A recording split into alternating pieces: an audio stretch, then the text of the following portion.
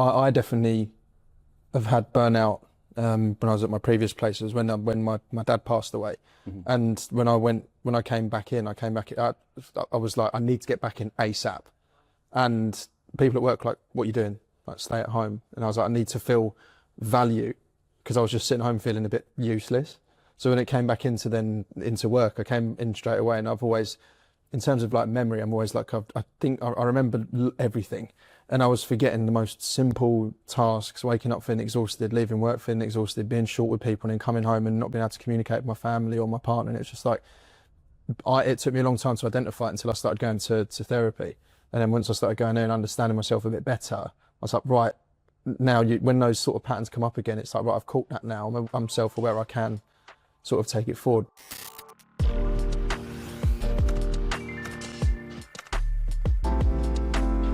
Hello everyone, welcome back. I'm Nick, joined by my co-host Hannah. Today we're going to be talking about when ambition meets career burnout, and we've got Mike from Digital Realty with us today. So thank you for joining us. Thanks for having me. Today, Mike. Tell us a bit more about your career, like when you started and where you are now. Feels like a long time ago now. So I started my career in this sector as an apprentice 20 odd years ago. Worked for Orange, the mobile phone company, but on the technical side, like looking after the site. So started in operations, and now I'm at, say, it's a Digital Realty. I run operations across EMEA. I think it's 22 countries, 140 sites, and about 6,000 customers. So quite a lot of responsibility. And I think as we go through this, that'll probably be a bit of a theme for me, is kind of carrying responsibility. So between then, worked at Google. Did a lot of kind of like cloud deployment, large scale build out before it was kind of a big thing in the data center world. Again, that was kind of a lot of carrying responsibility, leading large teams, a lot of money at stake, and obviously tight time frame to try and deliver. That was pre-pandemic. I think there was a big growth kind of as everybody went into the cloud and kind of working remotely. But that kind of journey kind of sent me onto, actually, it's not about me anymore. It's about how do I make the people around me more effective. So then kind of did a big shift into leadership, and I joined CBRE and led their data center business in EMEA. Again, kind of multi-country, got through a pandemic. So that was also fun. And then moved to be COO of a data center company in the Middle East before I came out here. So I think I've quite a rounded career in a short space of time, which has been great. But we'll talk about it. I think the things that kind of got me to where I was earlier in my career definitely don't serve me now. And I think that's kind of part of that whole journey. Yeah. I mean, it's nice to speak to someone who's come from, like you say, like apprentice to that level now. Like I think particularly, you know, when we from other industries that I know of anyway, when you see, like say with my partner, she went and studied law at university. And I think to even get any sort of progression in like a 5 or 6 year period was like the same level for 5, 6 years. And then it was like a small step up, and then another few years, and then another small step up. So, I mean, it's pretty special. I think to get to that. I think in fairness, I've been very fortunate. There's been people along the way that have advocated for me and supported me on that journey. But I've also been someone that never really sat in the comfy seat. I'd always do stuff like when I joined Google, I moved to Finland, which was January, dark, cold, wet, and only went home kind of, you know, occasionally. So that was quite a tough time. But that's an example of, I think you've got to push yourself, but that's about taking more responsibility, taking more ownership. And I think that if you don't manage it is probably why we're going to talk about being burnt out today. So yeah, it's a really interesting career journey though, in quite a short space of time. Yeah, I think exactly as you said, the lovely thing about being in data centers as a sector is that there's not only a huge amount of opportunity within the sector, but actually you don't have to follow one single traditional path to get in. So your experience as apprenticeship up into a leadership role, mine was, I started my career in a call center. I didn't go to university. It wasn't an option for me. My mum couldn't afford for me to go. So for me, I came into data centers via a completely different route to yours, which was working different roles, ended up in financial services and property strategy. And then from there was really fortunate to be given certain opportunities that Yeah. on paper wasn't qualified for, but in reality thrived, and eventually ended up in JLL 4 years ago to lead the EMEA data center business. The fact that data centers provide such huge opportunity for people from all different backgrounds to come in is amazing. But the sad reality is that lots of people just don't even know that we exist or that the jobs exist at all. So talk to us a little bit about what you're doing, because you talked about being an advocate. I know that some of the stuff that you've done, but it'd be good to hear directly from you about what you're doing to influence in a leadership position, change across the sector and industry, and to bring people into the industry. Wow, okay.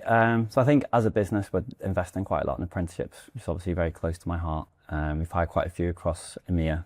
I think there is a shortage of talent, but I also think there's a focus on our industry that you have to have. You know, you look at a CV, it's like, must have 10 years experience, like no one's going to have that for some of the levels. But yeah, the coaching, mentoring, apprenticeships, developing the next generation of leaders is really important to me. Sure. And you mentioned obviously around when you first started, Mike, and how there was a lot of the skills or traits that you had at the beginning don't serve you now as well. I mean, what would they be? So I think I've had to do a lot of work on myself, right? And, you know, I think as we go through this podcast, it's people that know me will know that I try and be quite authentic, and I'm a pretty open book. And I think as a leader, that's unusual, but for me, I think it's a bit of a USP and is good. I think being authentic builds trust, especially with the teams. You know, when I was growing up, I took a lot of responsibility quite young. And I think a lot of the praise I probably got from the people around me was, oh, Mike, you know, you're so responsible, you can do X, Y, and Z. So I kind of took, for me to be successful, I have to take responsibility. And early on in my career, that meant that I'd be given tasks, so I'd volunteer to do stuff, I'd take on things, I'd work harder than anybody else. I was maybe a little bit smarter, I kind of got through some stuff. But when you're an SME, that's okay. When you start to lead a team or be part of a team, you can't just be the smartest person in the room anymore, or you can't work harder to outsmart a problem. It's, I say, it's about making everyone around you better. And I think people listening to this are going to be at various different levels in their career, but for me as a leader now, if I behaved in the way that I did when I was younger, like, I'm not going to get the best out of the people around me. And actually, when it comes to leadership, it means that I'm probably going to end up stepping in and doing the work that they're doing. I can't carry that level of responsibility at the scale I need, so it's about empowering those people to step up. It's kind of like the athlete coach mentality. You know, when you're younger, you need to be an athlete, and that's what gets you recognized and gets you ahead. As you progress, your job is now to, like, if you're a swimmer, you can't get in the pool anymore, you have to stand on the side and coach people to swim faster, as difficult as that can be at times, because you may be able to get in the pool and swim quicker, but if you keep doing that, the teams are never going to grow, and you're not going to give other people an opportunity. So I love that, and I completely relate to that in myself as well, actually. We know each other really well, Mike and I. We're good friends, and one of the things we talk about is me having a bit of a chip on my shoulder as well. Similar thing, it's that imposter syndrome, and it's having that chip of actually, because I didn't follow the traditional engineering method and I didn't go to university, and therefore do I know less than other people? Probably not. It just means I've got different perspectives and different experience, but I contribute differently to the table. I still contribute. And early in my career, I've been working 20 years. I'm giving a bit of my age away now. But, you know, early in my career, there are some big birthdays coming up. Let's not talk about that right now, the bloopers. You know, but, you know, we exactly that, 20-hour work days, 7 days a week. You know, you just felt like if there was something that needed to be done, you could just get it done. And actually, some of it was naivety and stupidity, but actually it was part of the reason that kind of makes you who you are today and makes you empathetic as a leader and a better leader, because you've been through those challenges, but also you've learned quite a lot in the process through the pain. And I think part of being a good leader in general is to be able to learn those lessons in yourself, and work on yourself in a way that means that you hopefully can prevent other people from going through burnout and stress unnecessarily. And the other part of it is the fact that we're just not as young anymore. Like I just haven't got the level of energy when you think about having a family, or you think about kids. Kids. I haven't slept in 2 years. So when you have a family, and we know the population is aging, so it's not just about children, it's about parents, people looking after multiple generations and care. And so within that, it's not just in you, but also having that empathy and that understanding of people that you're leading to bring the best from them, utilize that in the right way, but at the same time, be really considerate about who they are as a human being and what they need as a person. Because I'm speaking for myself now, but most of us would like to think we don't live to work, we work to live. And it's bringing that mentality into leadership too. I'll come back to that in a second, but I want to pick up on something you said, which is around imposter syndrome. I think imposter syndrome gets thrown around quite a lot. And I actually think in some ways it's a good thing, because it's, if you feel like you can't do something or you're not ready, there's a self-awareness in you about maybe some of your shortcomings or where you need to develop.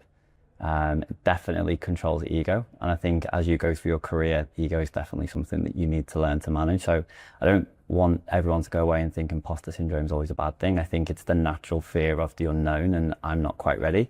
And actually, like, growth doesn't happen in your comfort zone. So that's where you kind of need to learn to thrive to get along. So agree, providing it doesn't prevent people. And I think Correct. there's definitely within a data center space, the data center sector, this is where I'm going to start getting into a bit of trouble now, Mike. But we go to conferences, and sometimes you sit there and you think, I work in the sector, I've got plenty of experience in this space, and yet I can listen to guys talk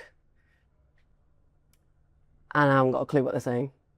Or you just sit there and you go, why? Why is this the key topic? It's becoming less prominent now than it was previously. Over the years it's evolved, but I think we need to, as a sector, really evolve in a way that we make things relatable and understandable and accessible for people as well. And I think when you've got an element of discomfort and you're coming into data centers fresh, so you've had a career change or you're new and young into the sector, having information that isn't always that accessible can be quite daunting. And that's where something that should be allowing you to develop and thrive becomes something that prevents you from coming in. And I think that's something that stops people from joining data centers as a sector in general, because it's so daunting and so scary sometimes. It's a real niche, and everybody tends to know everybody, and it probably feels a little bit cliquey at times for sure. But I think it's on all of us, right? When we go to conferences, as tiring and exhausting as they are, we always end up speaking to the same people, having the same conversations, rehash. I think we need to do a much better job at going finding that new person and kind of introducing yourself and asking them who they are. And I think that's a really important question about identity, is like not ask them, oh, so what do you do? Is actually ask who are you? Like, why are you here? Why are you interested? Yeah. So, yeah. I find it's like with the events, I don't get myself in trouble either, but like with you can see it as well with the social element of these events afterwards when it's finished, because obviously I'm from a sales background for doing recruitment. I think there's quite a similarity in it sometimes where it's fast paced, it's high energy, and it's almost like a bit of a work hard, play hard scenario, especially with the conferences. You see it hits 5 o'clock, the bars are all open on the stands, everyone's drinking. But we've had some experience before. I have with candidates that we've presented at conferences, or we've taken to some businesses where they've been in that setting and they've then removed themselves from a process because they're like, well, this isn't my scene. So it's like it's quite a fixed scene, isn't it? That needs to diversify a little bit to allow people from different backgrounds to feel like they're welcome. Yeah, and I think I agree. And again, I've definitely personally seen a change over the last 4 years, 4 or 5 years of being in specifically focused on data centers, where like Moy do a really good yoga thing. I'm plugging another company, but they recruit too. So Moy Roofing and those guys, they have yoga that they do and some really healthy stuff that they do at Cannes. Now, it's not accessible for everybody because it's in Cannes, but I do see that the thought process and the mentality of doing something that's more around health and well-being rather than just doing deals at the bar is really, really helpful as well. So I do see that there is starting to be a bit of a shift. Do you not think that's reflective of this conversation, right? People are feeling burnt out. Yeah. And so there's a real focus now on wellness, and that's great. It'll treat maybe some of the symptoms, but it won't fix the underlying problem of why people feel burnout, I think. So go on, tell us, why do you think people feel burned out? Well, we talked about a little bit about it, about identity and managing stuff and taking responsibility and boundaries. But I think, if you look at it, I mean, I've had a very fortunate career, and I'm very lucky and I'm very proud of what I've achieved in a short space of time. But there's a huge focus on, and even for me internally, of I am not my job and my title. I know I'm Mike, and I think there's a huge part of my career where actually I was my job. I remember when I was at Google, we did a workshop, and it was basically write down who you are.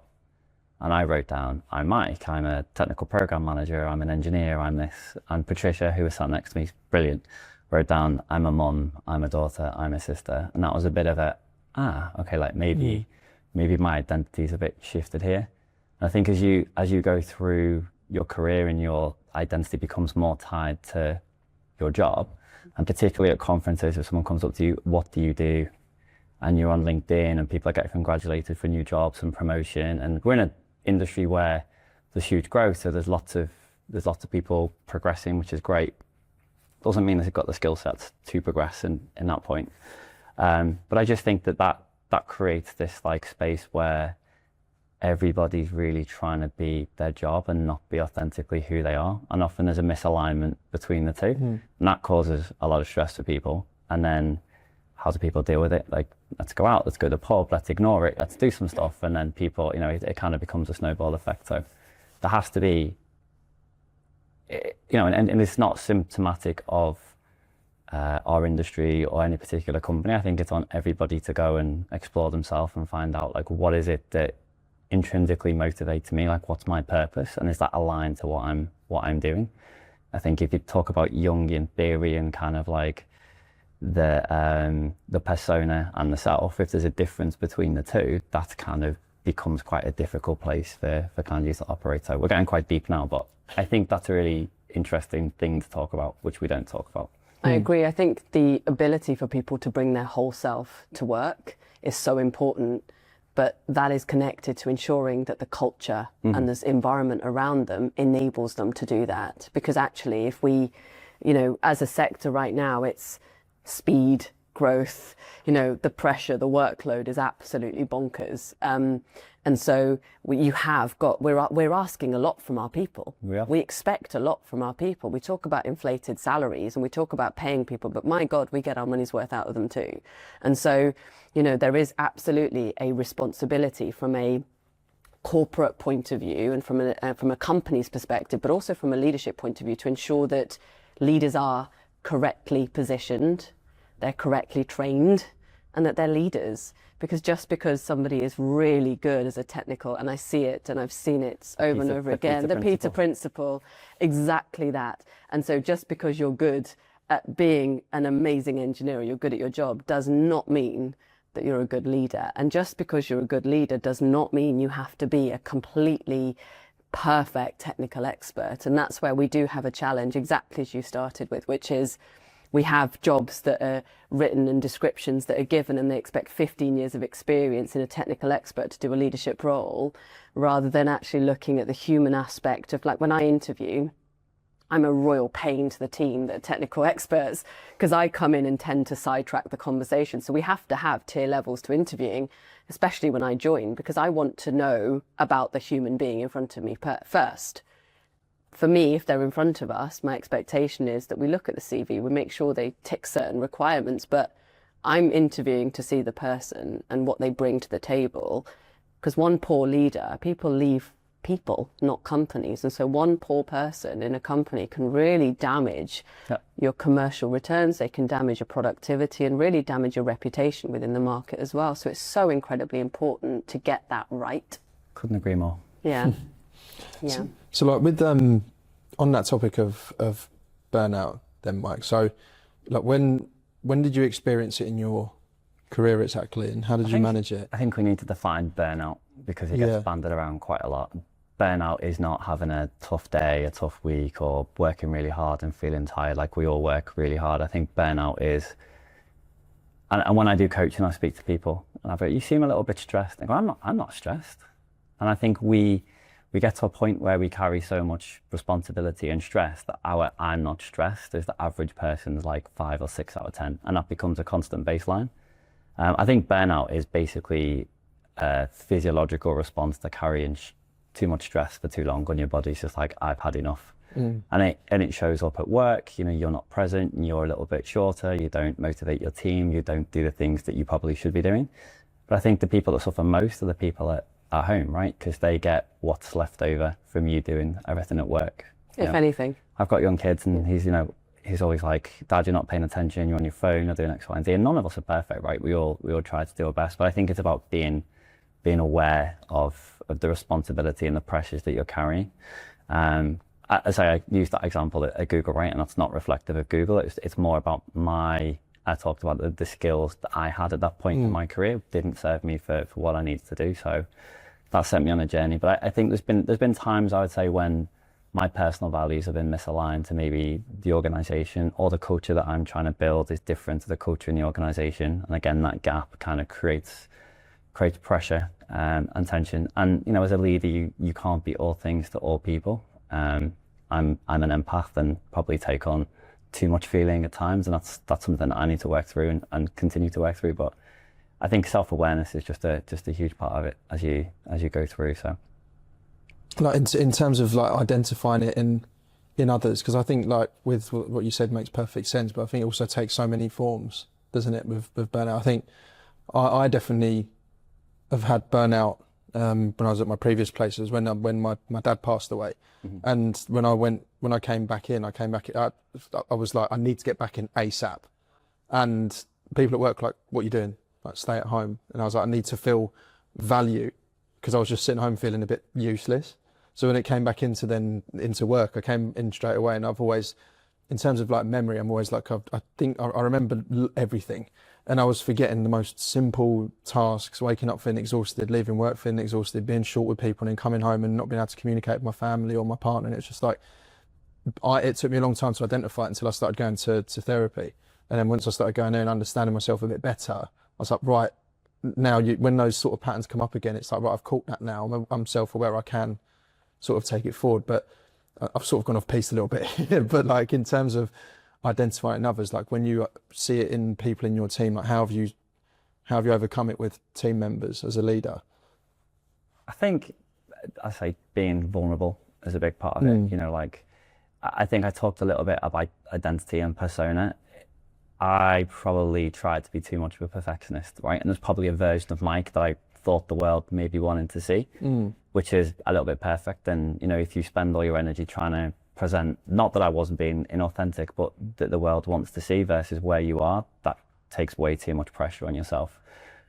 Therapy is an important thing, and it's really nice that there's two blokes sat here talking about therapy and working on themselves and improving. I think everyone that's listening to this podcast should probably go to therapy. I think as much as you love your parents, like, they did the best they could with the skills that they had to bring you up, and that's going to impact you. And me as a parent, you as a parent, right? Your quirks are going to definitely impact your kids in some way. So he said quirks and looked at me. But yeah, I think just being authentic and giving them the space, right? But there's also responsibility on the individual to do that, right? When you go to work, we all go to work to do a job and to be paid, and our job as a leader is to set a performance standard. And you can't drop that standard just because somebody's not performing or has some challenges. So you have to keep the standard, but you have to coach them, give them the space, give them the time to develop. And ultimately, if they don't want to do the work on themselves, or they don't want to go and do that, then that becomes a very different conversation. But I think it's about being fair, it's about empowering people, it's about giving them opportunity, giving them the space and the support that they need to get to where they need to get to. But ultimately, we're all on our own career, life journey. And I think when those standards stop to change, that's when things become difficult for everybody. So part of leadership is also being able to have difficult conversations, which is another skill you need to learn to develop as you go through. And I think the other role I guess that makes it more of a challenge in this day and age is social media and technology. And I think, you know, I've been back for nearly half a year now, maybe a bit longer. But while I was on maternity leave, I would look at LinkedIn, and it was really challenging. You talk about identity in your career, and then you talk about social media, and I think you have this risk.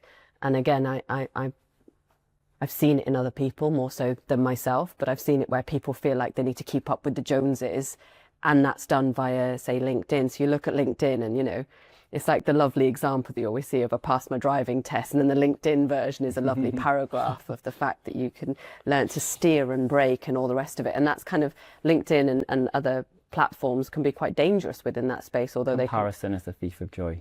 Exactly. And I think that can then also lead to higher stress, because you talk about being perfect, and you talk about, you know, that imposter syndrome, and then you have social media, and it really does, it has a real positive role around connections, but also we have to learn more and more as a human species, really, as the technology continues to evolve at such a pace, yet we're not designed to evolve at the same level, is to really understand and utilize those platforms in the right way, so that they don't impact mental health, they don't impact the way in which you do your job, whereby you're so worried about perception and you're so looking at everybody else that then it can lead people to basically work work themselves into the ground at times. I found it really difficult. I found LinkedIn was awful. I kept deleting it, and then I would go back on again for FOMO, and then I'm sure everyone knows, but you go on social media, and I think I see a little bit more. Maybe it's because my algorithm's more geared towards it now, but there's lots of people being a little bit more vulnerable and a little bit more real on social media, whereas before I think it was obviously a curated version of people's highlights. So you're comparing your worst self to someone else's projected best self. Yeah. I think you can only really compare who you are today with who you were yesterday, and try and be a better person. That's probably all that you can do. You're completely right. And I think that's, for me, when I talk to especially more of the younger population coming into data centers, I think we're lucky to a certain extent that social media didn't exist when I was growing up. So I'm fortunate enough I don't really have much social media anymore at all, aside from LinkedIn. But, you know, I don't massively care anymore because I'm getting older and I understand it. But I do, you know, sit there and have coaching conversations with some of the fresher talent coming into the market. And it is, you know, oh, but there's so much going on and I really want to be part of it. And so I think the other responsibility that corporates really have as they move forward is ensuring that there's that education around how you use AI, how you use the tools, and also how you use social media in the right way to a certain extent. Again, you can only lead a horse to water, but it's down to, and it makes leadership so much harder again, because you've got to juggle with the traditional roles, but then also, and the work and the commercial returns and some of the challenges that we have day-to-day corporate life, and then the human empathy side of things. But now you've got the additional layer and complexity of AI and the role that AI will play in social media. What's real and what's not. What's real and what's not, exactly. This podcast is not real. I would say that, you ruined the whole thing. There'll be blessed with bloopers if it was real. Yeah, exactly. But you know, that's the other thing as well to think about. Yeah, exactly. Well, look, I mean, it's been like really eye-opening to have this conversation with you, Mike. I think, like you mentioned, obviously about not comparing yourself to anyone and just being a better version of yourself from the previous day. Is there any other advice that you would have? So there's a quote that I really love. I think it was Chris Williamson, which is, "The magic you're seeking is in the work you're avoiding." Right? So most of us want to get better, to get fitter, to do something, but we're not actually doing it. I think for people that want to move into leadership, I think if you deeply understand yourself and your motivation and do the work on yourself, like, you're going to be a much more empathetic, balanced leader. I think even just as an individual, right, you're going to understand yourself better, you're going to show up better, you're going to do that. And then I think for anybody I work in operations, and we carry responsibility 24/7, all of us. And I think, you know, you've got to look at the pressures of work with the pressures of life. You know, it's not something that's going to happen. It's some random Tuesday afternoon where you're going to get a piece of news that completely derails you. And it's like, how do you prepare yourself to kind of still be all the things you need to be to other people. People talk about work-life balance. I don't really believe in that. I think you've got to create a life that encompasses all the things that are important to you, be it your career, be it family, friends, whatever that is. And I think for me, it's about building systems. So, you know, if you want to show up fresh and do something the next day, that starts the night before. If you work late, you don't eat properly, you don't go to bed, you're going to wake up tired, that's just going to kind of snowball. So don't want to get too preachy, but I think that, you know, there's probably little things that we could all do to improve our kind of day-to-day stuff. Yeah, burnout is a real thing, and you've just got to focus on yourself to really manage that. Understand what gives you energy and do more of it. Perfect. Well, I really appreciate you coming in and talking about it. It's as I say, I think it's nice to have a bit more of an open, vulnerable conversation. I don't speak about that situation in my life very often, so I appreciate you giving me the space to do so. But yeah, thank you very much. No, really appreciate it. Good to see you both.